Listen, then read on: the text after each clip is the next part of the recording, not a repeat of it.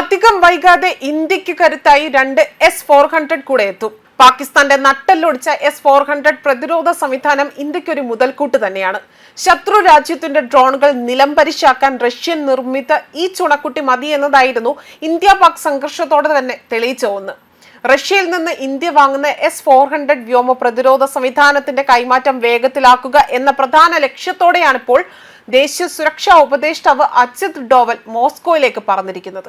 Moscow സന്ദർശന വേളയിൽ റഷ്യയുടെ സുരക്ഷാ കൗൺസിൽ സെക്രട്ടറി സെർജി ഷേഗുവിന്റെ അധ്യക്ഷതയിൽ മെയ് 27 മുതൽ 29 വരെ നടക്കുന്ന സുരക്ഷാ വിഷയങ്ങളിലെ 13ാമത് അന്താരാഷ്ട്ര യോഗത്തിൽ ഡോവൽ പങ്കെടുക്കും.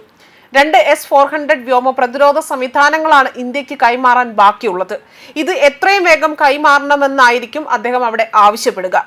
ഓപ്പറേഷൻ സിന്ധൂറിന് ശേഷം 300-ലധികം പാക് ഡ്രോണുകൾ S-400 ഉപയോഗിച്ചുകൊണ്ട് തന്നെ ഇന്ത്യ വെടിവെച്ചിട്ടിരുന്നു. ഇതോടെയാണ് ഈ സംവിധാനത്തിന്റെ മികവ് വ്യക്തമാകുന്നതും. ഇതിന് പിന്നാലെയാണ് കൂടുതൽ S-400 പ്രതിരോധ സംവിധാനം വാങ്ങാൻ ഇന്ത്യ തയ്യാറെടുക്കുന്നത് എന്നതാണ് ഇപ്പോൾ റിപ്പോർട്ടുകൾ പുറത്തു വന്നിരിക്കുന്നത്. ഓപ്പറേഷൻ സിന്ധൂറിന് ശേഷം പാകിസ്ഥാൻ ഇന്ത്യയിലേക്ക് നടത്തിയ ഡ്രോൺ മിസൈൽ ആക്രമണങ്ങൾ ഫലപ്രദമായി അത് ചെറുക്കാൻ വേണ്ടി S-400 പ്രതിരോധ സംവിധാനം ഏറെ സഹായകരമായിരുന്നു. ഇതിന്റെ പശ്ചാത്തലത്തിൽ കൂടിയാണ് കരാർ ഒപ്പിട്ടിരിക്കുന്ന വ്യോമ പ്രതിരോധ സംവിധാനം വേഗത്തിൽ തന്നെ രാജ്യത്തിന് കൈമാറണമെന്ന് ഇന്ത്യ റഷ്യയോട് ആവശ്യപ്പെടുക. 5 പ്രതിരോധ സംവിധാനങ്ങളാണ് കരാറിൽ ഒപ്പിട്ടത്. ഇതിൽ 3 കിട്ടിയിരുന്നു. എന്നാൽ മോസ്കോ സന്ദർശന വേളയിൽ റഷ്യയുടെ സുരക്ഷാ കൗൺസിലിൽ സെക്രട്ടറി ആ വ്യക്തിയോട് അധ്യക്ഷതയിൽ മെയ് 27 മുതൽ 29 വരെ നടക്കുന്ന സുരക്ഷാ വിഷയങ്ങളിലെ 13ാമത് അന്താരാഷ്ട്ര യോഗത്തിൽ പങ്കെടുത്തുകൊണ്ട് അത് കൂടുതൽ വേഗത്തിലാക്കാൻ വേണ്ടി അദ്ദേഹം ആ ഒരു ആവശ്യം മുന്നോട്ട് വെക്കുമെന്നാണ് അറിയാൻ സാധിക്കുന്നത്. 5.4 ബില്യൺ ഡോളറിന്, അതായത് ഏകദേശം 35,000 കോടി രൂപയ്ക്ക് 2018 S-400 ട്രെംസ് വ്യോമ പ്രതിരോധ സിസ്റ്റം യൂണിറ്റുകൾ റഷ്യയിൽ നിന്ന് ഇന്ത്യ വാങ്ങുന്നത്.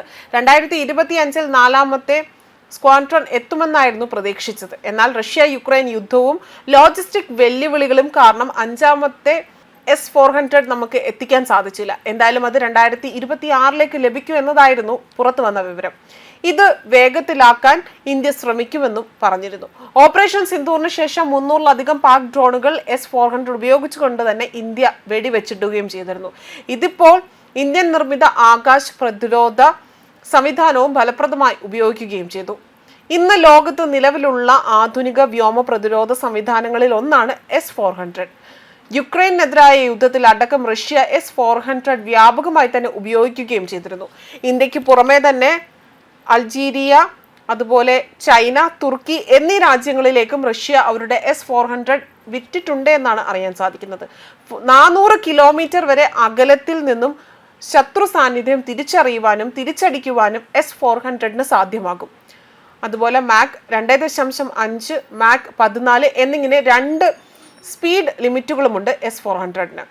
റോക്കറ്റുകളെയും മിസൈലുകളെയും ബാലിസ്റ്റിക് മിസൈലുകളെയും ആകാശത്ത് വെച്ച് തന്നെ തകർക്കാൻ S-400 സാധിക്കും. 2014 ചൈനയാണ് ആദ്യമായി ഇത് ഉപയോഗിച്ചത്. മിസൈലുകൾ, ഡ്രോണുകൾ, റോക്കറ്റുകൾ, എയർക്രാഫ്റ്റുകൾ മുതൽ യുദ്ധവിമാനങ്ങളെ വരെ ഫലപ്രദമായി പ്രതിരോധിക്കാൻ ശേഷിയുള്ള ഇന്ത്യയുടെ വജ്രായുധമാണ് S-400. ഒന്നിലധികം ലക്ഷ്യങ്ങളെ ഒരേ സമയം ആക്രമിക്കാനുള്ള ശേഷിയുമുണ്ട്. കുറച്ചുകൂടി വ്യക്തമായി പറഞ്ഞാൽ ഒരേ സമയം 36 ആക്രമണങ്ങളെ വരെ S-400 ചെറുക്കുമെന്നതാണ്.